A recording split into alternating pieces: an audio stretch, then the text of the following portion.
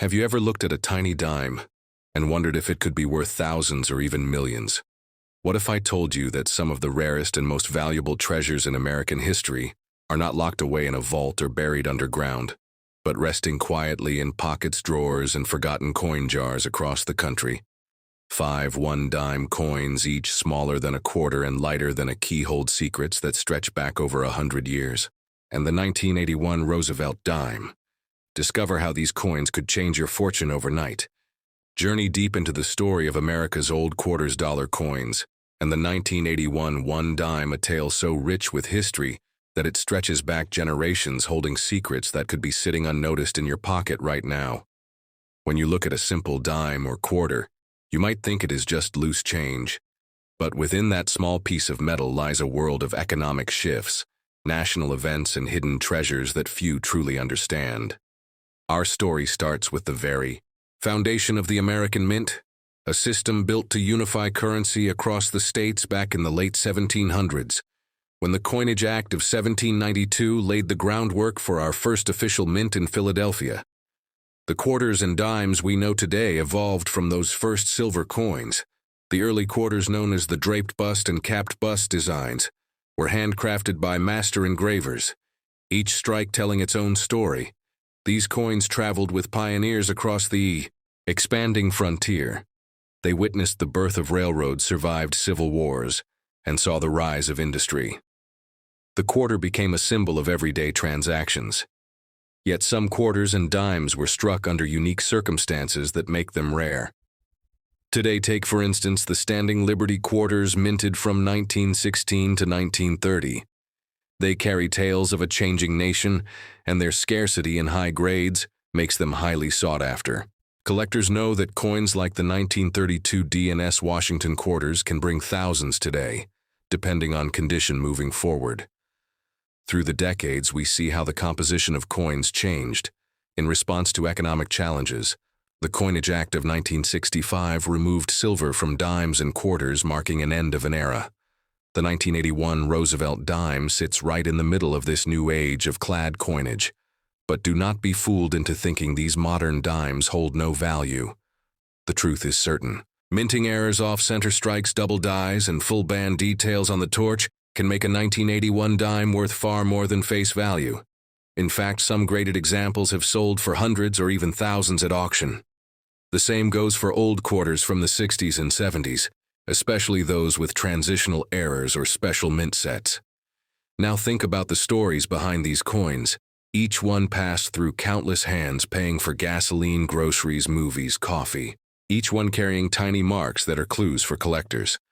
The mint marks like D for Denver, P for Philadelphia, or S for San Francisco tell us where they were struck, and the tiny details in their design can reveal if they are a rare variation or common issue. The 1981 Roosevelt dime, for example, had business strikes and proof strikes.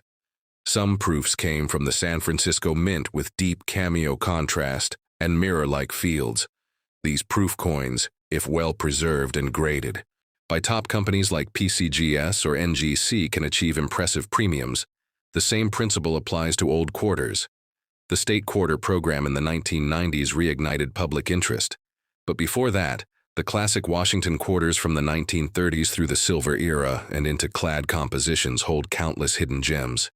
Collectors often look for die varieties like the 1934 double die obverse or the 1950 D over S mint mark errors. Imagine pulling one of those from a roll of old change that has been tucked away for decades. Many people do not realize how to identify these varieties. They overlook subtle doubling in letters, a slight misalignment, or a missing mint mark. Yet these minute details can change a coin's value dramatically. Think about the families who have held on to jars of quarters and dimes for generations, often unaware that within that jar may lie a coin that could pay for a car or even a house. The market for rare coins remains strong, driven by collectors, investors, and historians who understand that these small metal discs are more than currency. They are physical links to our shared past. Take a moment to picture the journey of a single 1981 dime minted in Philadelphia. It leaves the mint shiny and perfect. Then it goes into circulation, perhaps first used to buy a newspaper, Then it moves on paying for a bus fare. Then it sits in a drawer forgotten until it finds its way to a coin roll hunter. Decades later, who spots the clear full band's detail that adds to its value? This is why coin hunting is so captivating. Every coin is a time capsule, a piece of art and history combined for those new to the hobby. Understanding grading is key. Coins are graded on a scale from poor to perfect mint state 70, and small differences can mean huge jumps in value. A 1981 dime in MS 65 with full bands can bring a surprising return compared to a worn circulated example. Similarly, a quarter with deep proof-like fields or rare error can change your collection forever. There are also stories of counterfeit coins and how the mint developed security measures over the years to protect the integrity of our coinage from micro-reading on the edge to specific design features that make counterfeiting difficult. The quarter and dime both evolved to remain trustworthy as the decades rolled on. Collectors learned to spot real from fake using magnification, and modern technology coin shows conventions and auctions bring together enthusiasts from around the world. Many famous collections like the Eliasberg or Norweb collections have auctioned coins for record sums.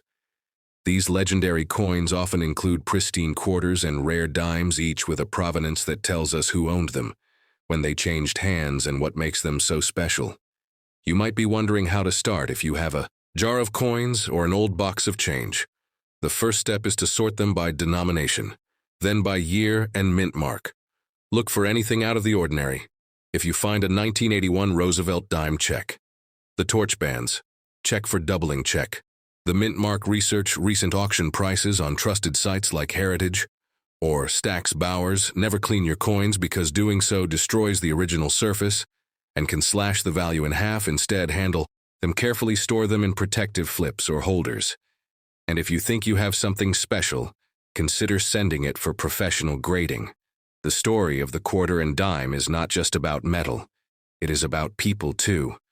Countless lives have been touched by these coins, from mint workers to collectors to everyday Americans who unknowingly pass on a little piece of history with every transaction.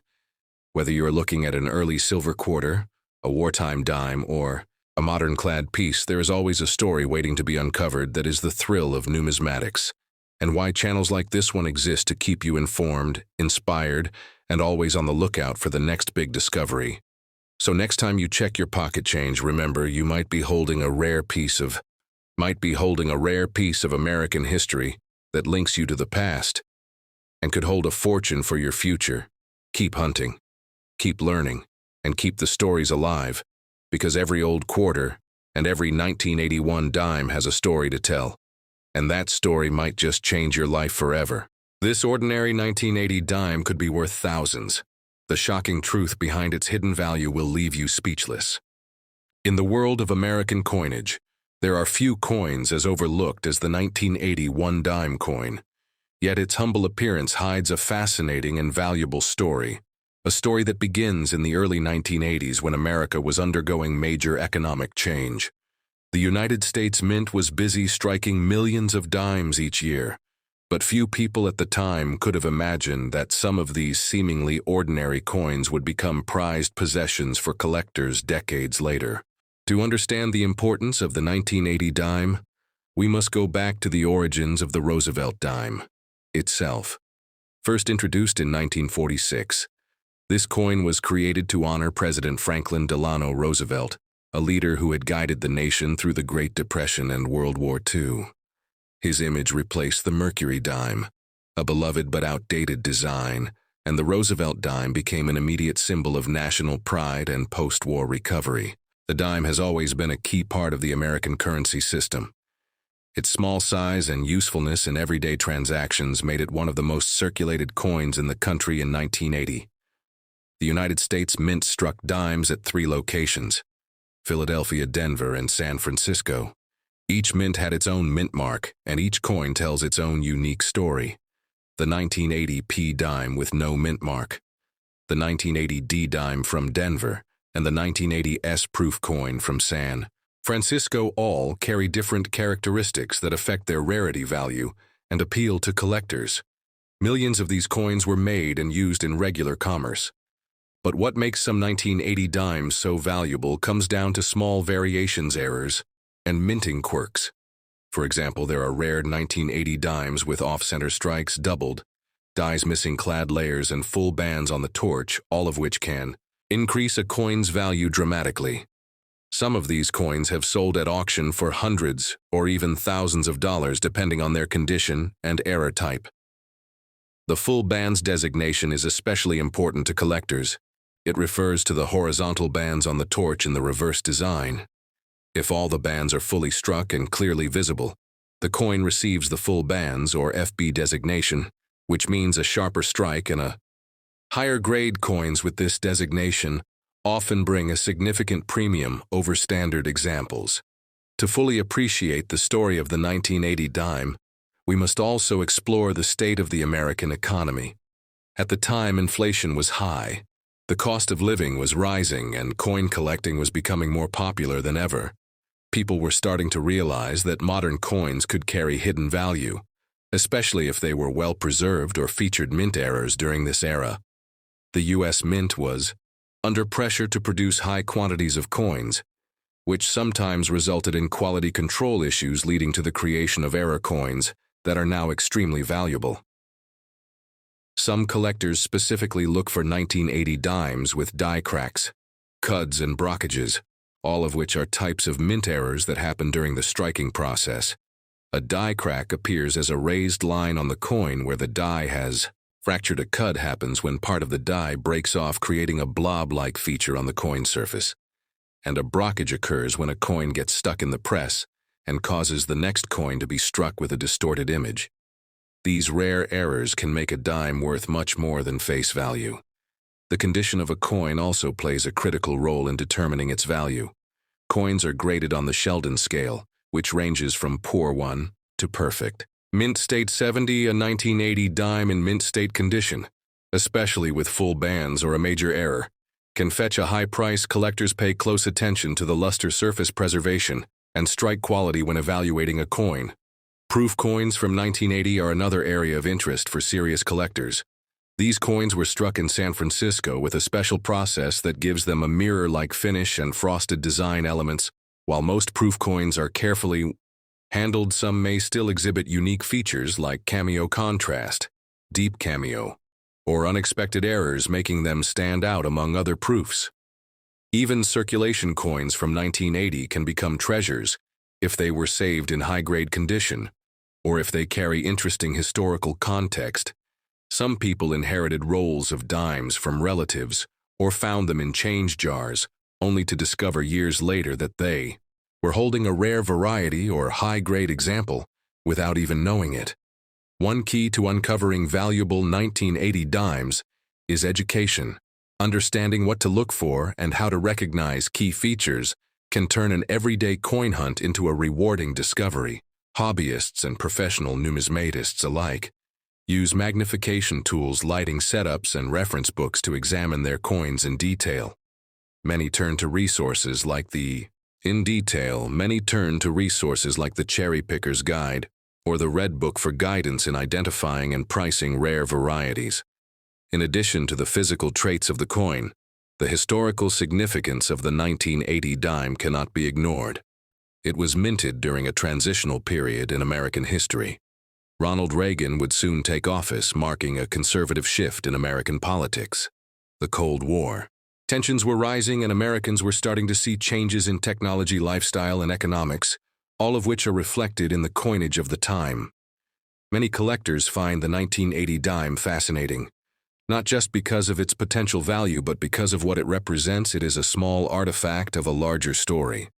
A story of national evolution, minting, innovation, and cultural memory. Holding such a coin can connect you with the past in a deeply personal and historical way. Tensions were rising and Americans were starting to see changes in technology, lifestyle, and economics, all of which are reflected in the coinage of the time. Many collectors find the 1980 dime fascinating, not just because of its potential value but because of what it represents. It is a small artifact of a larger story. A story of national evolution, minting, innovation, and cultural memory. Holding such a coin can connect you with the past in a deeply personal and historical way. As we dive deeper into the value of 1980 dimes, we also explore auction records, past sales, and notable finds.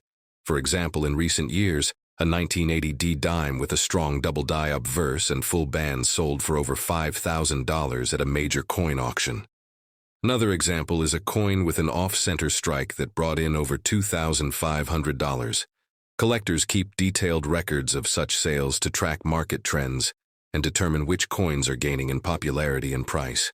Demand for 1980 dimes has increased as more people enter the world of numismatics, and social media has also played a role. Collectors share their finds online, educate each other through videos and posts, and create communities around coin collecting. Platforms like YouTube, Instagram, and Facebook have thousands of users showing off their rare coins, including surprising discoveries in their pocket change.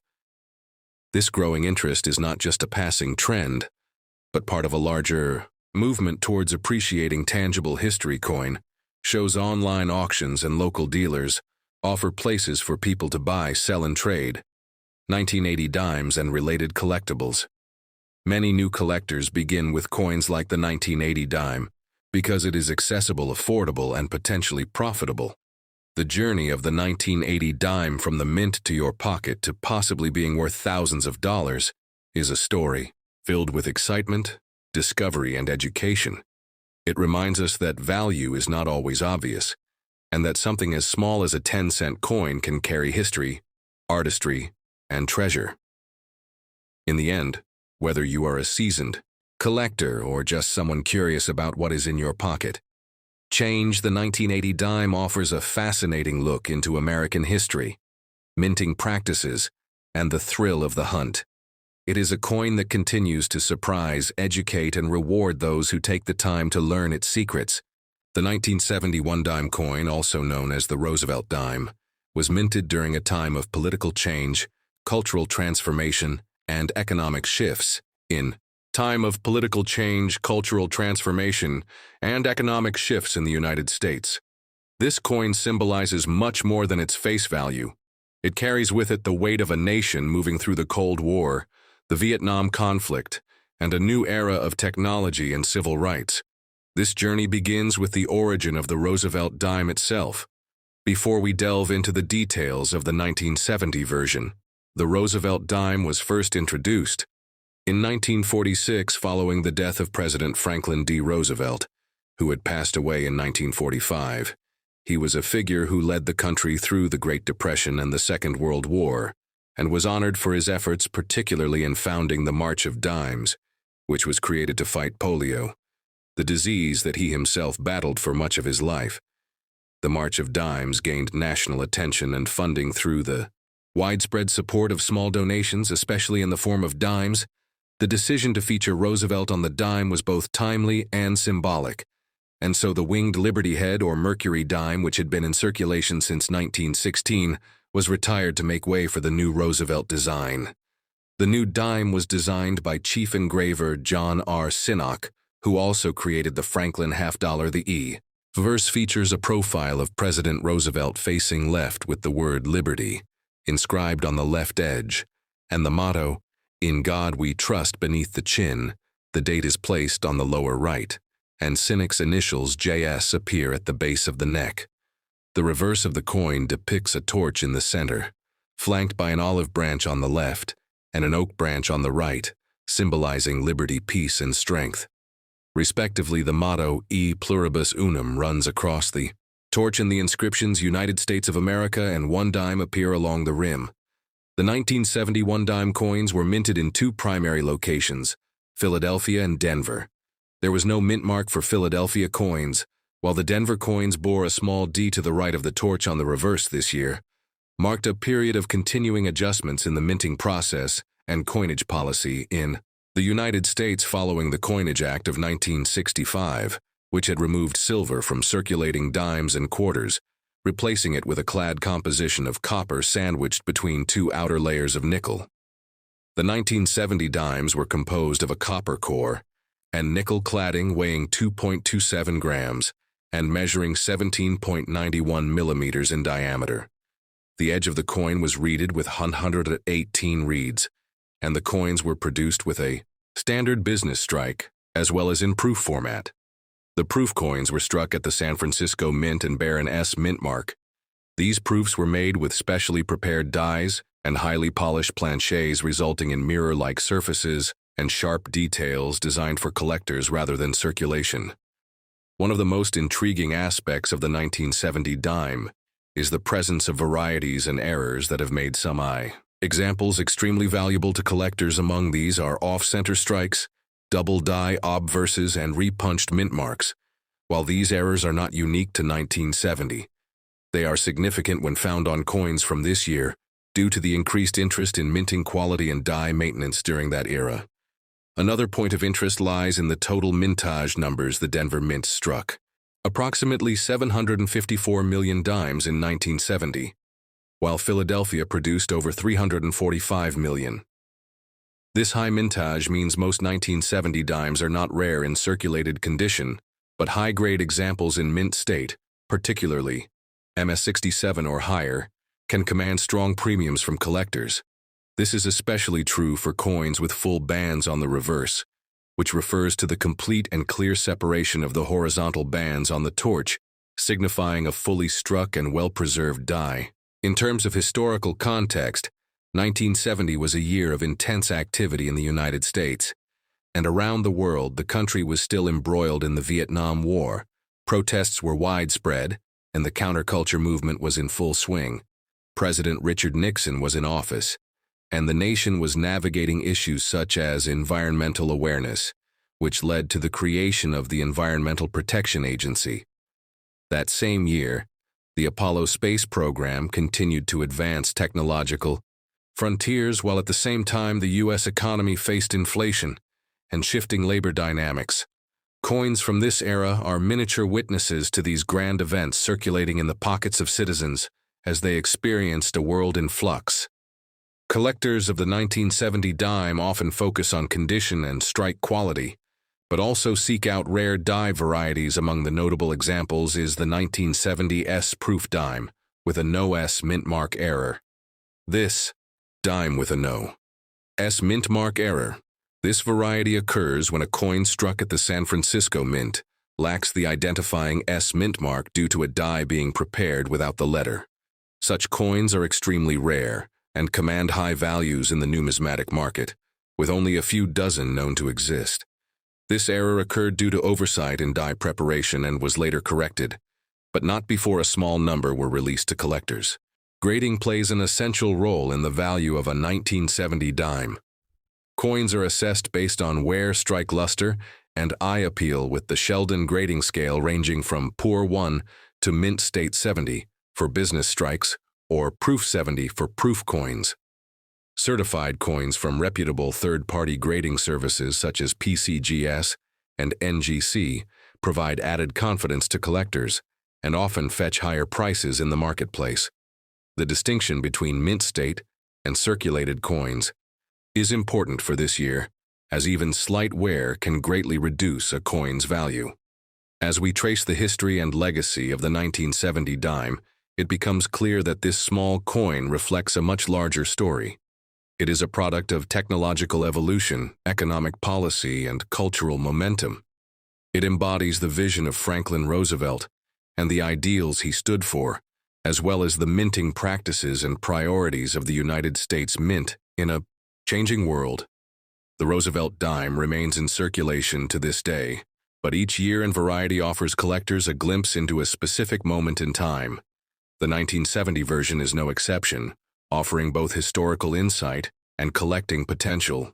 From the design process to the minting techniques, from political influences to economic realities, from coin varieties to grading standards, the story of the 1970 one-dime coin is rich and multifaceted.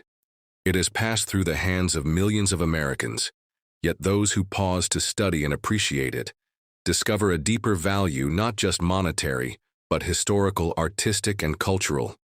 This concludes our detailed exploration of the 1970 Roosevelt dime. Thank you for watching, and stay tuned for more rare coin histories here on Old Coins Value, where every coin tells a story and every detail matters. Collectors are chasing one specific variation of this coin like treasure hunters, and if you have one sitting in your drawer, you might be holding one of the rarest dimes in American history. Old Coins Value, where today we dive deep into the story of a small yet powerful coin. The 1982 one-dime coin. The Roosevelt dime may seem ordinary, but the 1982 edition carries one of the most fascinating legacies in United States coinage history. To understand its significance, we must begin not in 1982 but in 1946, when the Roosevelt dime was first introduced to honor President Franklin Delano Roosevelt, who had passed away in 1945. The dime replaced the Mercury Dime, which had been in circulation since 1916, with a new design by John R. Sinnock. The Roosevelt dime featured a left-facing portrait of Roosevelt, the word liberty, and the phrase "In God We Trust," along with the year of minting. This new design came to symbolize American resilience post-World War II, and quickly became a trusted staple in commerce. Fast forward to 1982, and the coin world was undergoing subtle but critical changes. For decades, dimes had been minted with certain predictable characteristics, but in the early 1980s, the U.S. Mint started making significant shifts due to rising costs and production needs. One of the major changes was the removal of mint marks from coins struck at the Philadelphia Mint up until 1980. Coins from Philadelphia typically bore no mint mark, but starting in 1980, the Mint began adding a small P to coins produced there. However, 1982 threw a curveball into this trend, and this is where the story gets extremely interesting and valuable. In 1982, a number of Roosevelt dimes were struck without the P mint mark from the Philadelphia Mint, despite the policy change that all coins from Philly should now bear that letter. Collectors quickly took notice because it meant a new and rare mint error had entered circulation. What made this situation even more compelling was that these no-P dimes weren't supposed to exist yet. Thousands found their way into the public's hands unknowingly over the years. Most were spent forgotten or lost, but a small number were preserved, and today command significant value at auctions and among collectors. The missing mint mark error makes the 1982 no-P Roosevelt dime one of the most desirable errors of the 1980s. There are two main types of 1982 Roosevelt dimes that intrigue collectors: the standard ones with the P and D mint marks and the ultra-rare 1982 no-P dimes. The no-P dimes were only found in coins struck early in the year, and were limited to a very small portion of the total mintage from Philadelphia.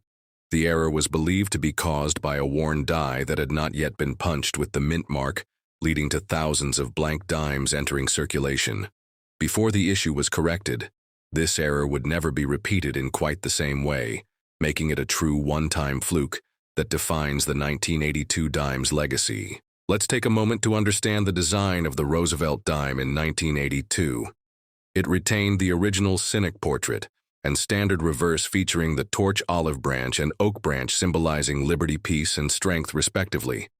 The coin's composition was a clad structure made of an outer layer of 75% copper and 25% nickel, bonded to a pure copper core.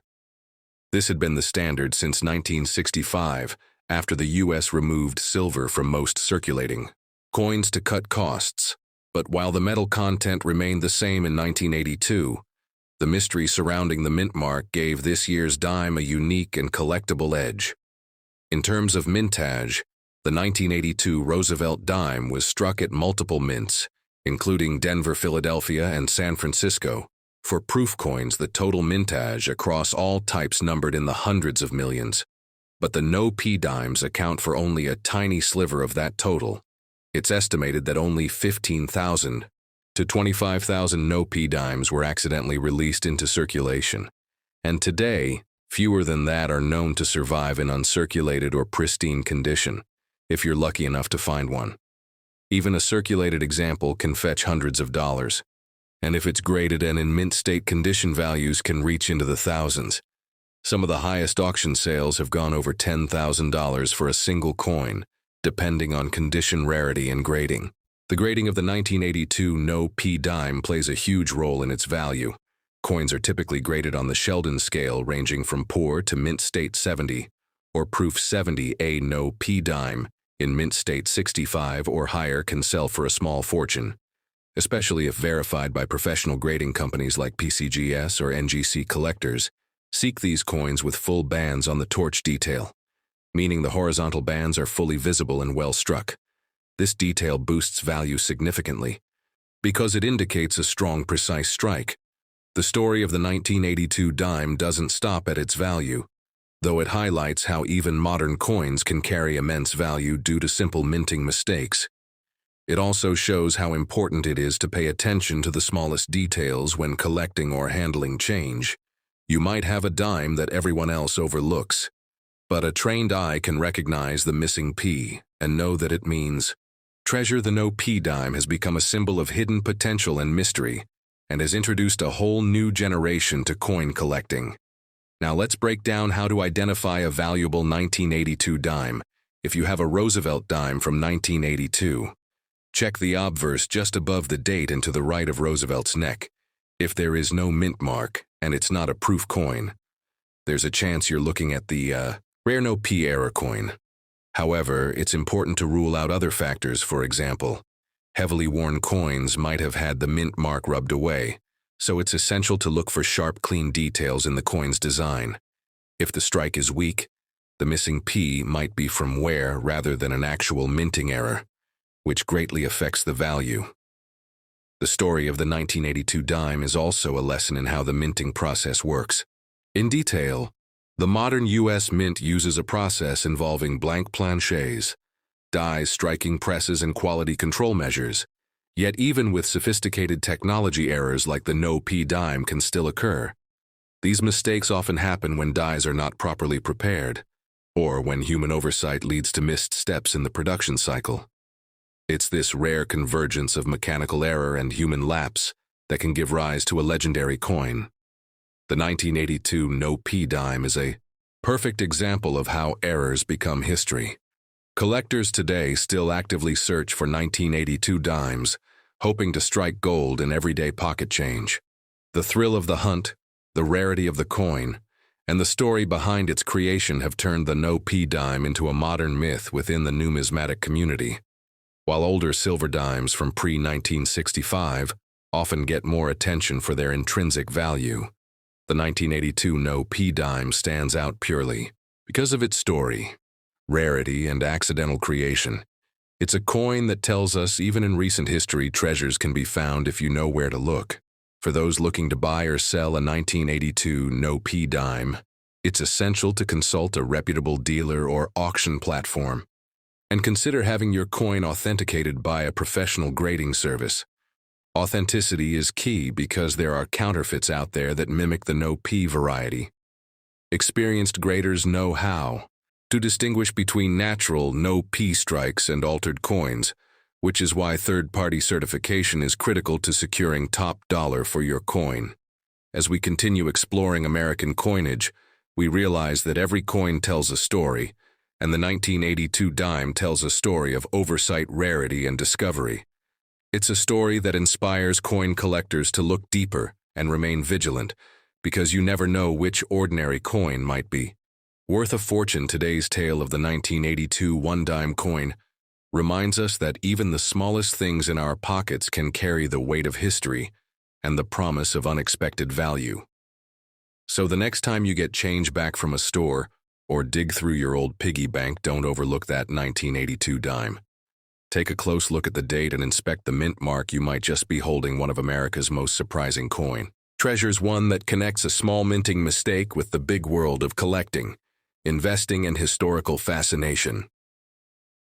Stay tuned to our channel for more stories like this. Subscribe, like, and share with fellow collectors. And remember, some coins may be small, but their stories are larger than life. Discover why the 1971 Roosevelt dime could turn pocket change into a small treasure, as we reveal hidden mint errors, overlooked details, and the full story behind its value that every collector must know before they spend or sell it. Old Quarters dollar value coins, where today we will take you on a fascinating journey through the story of the 1971 Roosevelt dime, a small coin that holds a large place in the heart of American numismatics. You see, the Roosevelt dime was first introduced in 1946 to honor the late President Franklin D. Roosevelt, who led America through the Great Depression and World War II. and championed the March of Dimes campaign to fight polio. The design by John R. Sinek has stood the test of time with the familiar portrait of Roosevelt on the obverse, and a torch olive branch and oak branch on the reverse, symbolizing liberty, peace, and strength. Now, when it comes to the 1971 dime, this was a year of transition and subtle changes that many collectors overlook. But these details can make the difference between a dime worth 10 cents and one that could sell for hundreds or even thousands. So let us first talk about the mint marks in 1971. Dimes were struck at the Philadelphia Mint with no mint mark, the Denver Mint with a small d, and the San Francisco Mint, which produced proof coins with an S mint mark. You should know that the Philadelphia Mint produced over 300 million dimes that year, while Denver struck nearly 300 million as well, but San Francisco only made around 3 million proofs. So right away, the proof coins have a unique place in the collector's market. The value starts with condition, and grade circulated coins tend to have wear on Roosevelt's hair and cheek. So coins with full bands on the torch reverse are highly sought after because they show the coin was struck. Well, you see, full bands means the horizontal lines in the torch are fully visible with no breaks, and that can double or triple a coin's value. Now, the real treasure lies in rare errors and varieties. One of the most famous is the no S proof dime in 1971. The San Francisco Mint accidentally struck some proof dimes without the S mint mark. These no S dimes are incredibly rare and can fetch thousands of dollars at auction. Imagine finding one of those in an old collection or inherited coin jar. There are also doubled die varieties to watch for, especially on the obverse, where you might see doubling on Roosevelt's date, or the word liberty, or in God we trust. These errors can increase the value dramatically. Now let us discuss the metal composition, because while it may not seem important, it plays a role in the coin's history. The 1971 dime is made of a clad composition with an outer layer of 75% copper and 25% nickel bonded to a pure copper core. Before 1965, dimes were 90% silver, but by 1971 the switch to clad was firmly established. Still, some people claim to find silver planchet errors, where a dime intended to be struck on clad was accidentally struck on leftover silver planchets. Although extremely rare, such finds have been authenticated and sold for large sums, so always check the weight. A standard clad dime weighs about 2.27 grams, while a silver dime weighs about 2.5 grams. Every gram counts. Now, moving deeper into the grading system, you have to understand that collectors love high-grade coins, and so a mint state 67 or higher 1971 dime can fetch impressive premiums, but they are hard to find because small dimes easily get scratched, nicked, or show bag marks from the minting process. The proof coins should have deep cameo contrast between the frosted design and the mirror-like background, which boosts desirability. Now, what about the historical context in 1971? America was shifting culturally and economically. The Vietnam War was ongoing. The dollar was coming off the gold standard, and the coinage system was adjusting to modern demands. The Roosevelt dime stayed consistent, but its minting reflects how the U.S. Mint balanced production costs, quality, and security against counterfeiting. In this period, you might wonder where you can find these dimes today. Well, they still show up in circulation, especially Philadelphia and Denver strikes, but high grades are scarce. You might get lucky at flea markets, estate sales, old coin rolls, and family stashes. So always keep your eyes open when you get change. You could be holding a valuable error coin and not even know it. To care for your dimes, you should store them in acid-free flips or holders. Keep them away from moisture and handle them by the edges to prevent fingerprints, which can ruin a coin's grade. Remember that cleaning coins is a big no in the numismatic world, since it destroys the natural patina and lowers the value dramatically. Many dealers and auction houses look for original, untouched coins and pay a premium for them. So let's recap what you should watch for when hunting for a valuable 1971 dime. First, check for the mint mark. If it's a proof coin, look closely for the S if it's missing. Congratulations, you might have struck gold. Second, inspect the coin under magnification for any signs of doubling on the date or lettering. Third, look at the torch reverse to see if the bands are fully struck and connected. which shows a strong strike and makes the coin more desirable. Fourth, weigh the coin to ensure it's not a rare silver plancher error. Fifth, always store and handle your coins properly and never clean them, so you preserve their historical value for generations to come. Now let us talk about how to sell or value your dime. Once you suspect you have a rare variety, you should get it authenticated by a reputable grading service like PCGS or NGC. They will certify the grade and authenticity, and this certification can significantly increase your final selling price at auction or in a private sale. You can sell coins through trusted auction houses, coin shows, online marketplaces, or local dealers, but always research market prices beforehand to avoid getting lowballed. It's a good idea to join coin collector groups online and in your area to share knowledge, learn from seasoned collectors, and stay updated on new discoveries every year. New era coins surface, and the excitement of numismatics never fades. The 1971 Roosevelt dime might look small, but it connects us to history, design, artistry, and even the hidden thrill of treasure hunting in everyday pocket change. So whether you're a seasoned collector or a curious beginner, keep that magnifying glass handy, because you never know when you might spot a rare gem that could add real value to your collection. And that wraps up our journey through the fascinating story of the 1971 one-dime coin. Remember to like, share, and subscribe to Old Quarters dollar value coins for more deep dives into hidden treasures in your pocket change. Until next time, keep hunting, keep learning, and keep the history alive.